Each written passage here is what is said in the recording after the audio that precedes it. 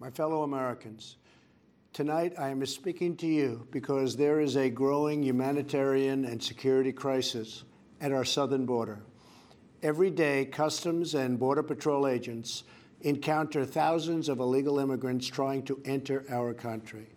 We are out of space to hold them, and we have no way to promptly return them back home to their country. America proudly welcomes millions of lawful immigrants who enrich our society and contribute to our nation. But all Americans are hurt by uncontrolled illegal migration. It strains public resources and drives down jobs and wages. Among those hardest hit are African Americans and Hispanic Americans. Our southern border is a pipeline for vast quantities of illegal drugs, including meth, heroin, cocaine, and fentanyl. Every week, 300 of our citizens are killed by heroin alone, 90% of which floods across from our southern border. More Americans will die from drugs this year than were killed in the entire Vietnam War. In the last 2 years, ICE officers made 266,000 arrests of aliens with criminal records, including those charged or convicted of 100,000 assaults, 30,000 sex crimes, and 4,000 violent killings. Over the years, thousands of Americans have been brutally killed by those who illegally entered our country, and thousands more lives will be lost if we don't act right now. This is a humanitarian crisis, a crisis of the heart, and a crisis of the soul. Last month, 20,000 migrant children were illegally brought into the United States, a dramatic increase. These children are used as human pawns by vicious coyotes and ruthless gangs. 1 in 3 women are sexually assaulted on the dangerous trek up through Mexico. Women and children are the biggest victims, by far, of our broken system. This is the tragic reality of illegal immigration on our southern border. This is the cycle of human suffering that I am determined to end. My administration has presented Congress with a detailed proposal to secure the border and stop the criminal gangs, drug smugglers, and human traffickers. It's a tremendous problem. Our proposal was developed by law enforcement professionals and border agents at the Department of Homeland Security. These are the resources they have requested to properly perform their mission and keep America safe, in fact, safer than ever before. The proposal from Homeland Security includes cutting-edge technology for detecting drugs, weapons, illegal contraband, and many other things.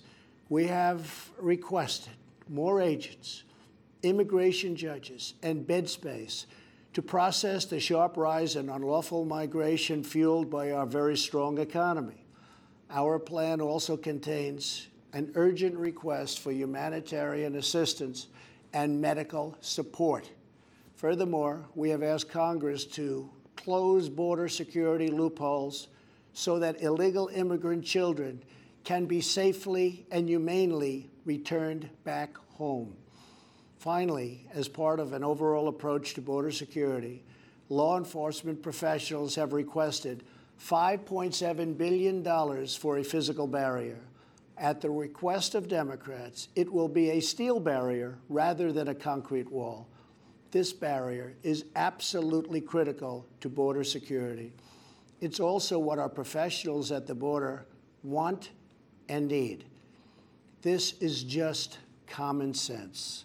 The border wall would very quickly pay for itself. The cost of illegal drugs exceeds $500 billion a year, vastly more than the $5.7 billion we have requested from Congress. The wall will also be paid for indirectly by the great new trade deal we have made with Mexico. Senator Chuck Schumer, who you will be hearing from later tonight, has repeatedly supported a physical barrier in the past, along with many other Democrats. They changed their mind only after I was elected president. Democrats in Congress have refused to acknowledge the crisis, and they have refused to provide our brave border agents with the tools they desperately need to protect our families and our nation. The federal government remains shut down for one reason, and one reason only, because Democrats will not fund border security. My administration is doing everything in our power to help those impacted by the situation. But the only solution is for Democrats to pass a spending bill that defends our borders and reopens the government. This situation could be solved in a 45-minute meeting. I have invited congressional leadership to the White House tomorrow to get this done. Hopefully, we can rise above partisan politics in order to support national security. Some have suggested a barrier is immoral.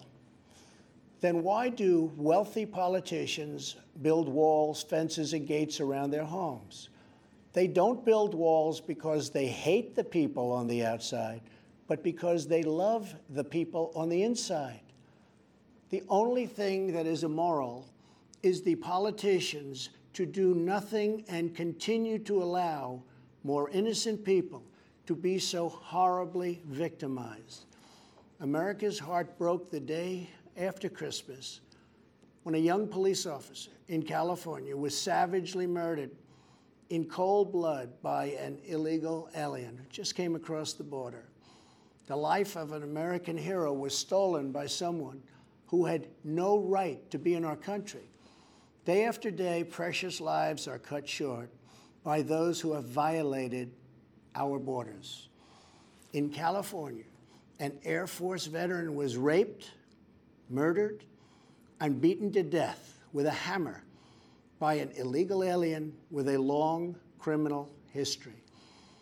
In Georgia, an illegal alien was recently charged with murder for killing, beheading, and dismembering his neighbor. In Maryland, MS-13 gang members who arrived in the United States as unaccompanied minors were arrested and charged last year after viciously stabbing and beating a 16-year-old girl. Over the last several years, I've met with dozens of families whose loved ones were stolen by illegal immigration. I've held the hands of the weeping mothers and embraced the grief-stricken fathers. So sad, so terrible. I will never forget the pain in their eyes, the tremble in their voices, and the sadness gripping their souls. How much more American blood must we shed before Congress does its job? To those who refuse to compromise in the name of border security, I would ask, imagine if it was your child, your husband, or your wife whose life was so cruelly shattered and totally broken. To every member of Congress, pass a bill that ends this crisis. To every citizen, call Congress and tell them to finally, after all of these decades, secure our border. This is a choice between right and wrong, justice and injustice. This is about whether we fulfill our sacred duty to the American citizens we serve. When I took the oath of office, I swore to protect our country, and that is what I will always do. So help me God. Thank you, and good night.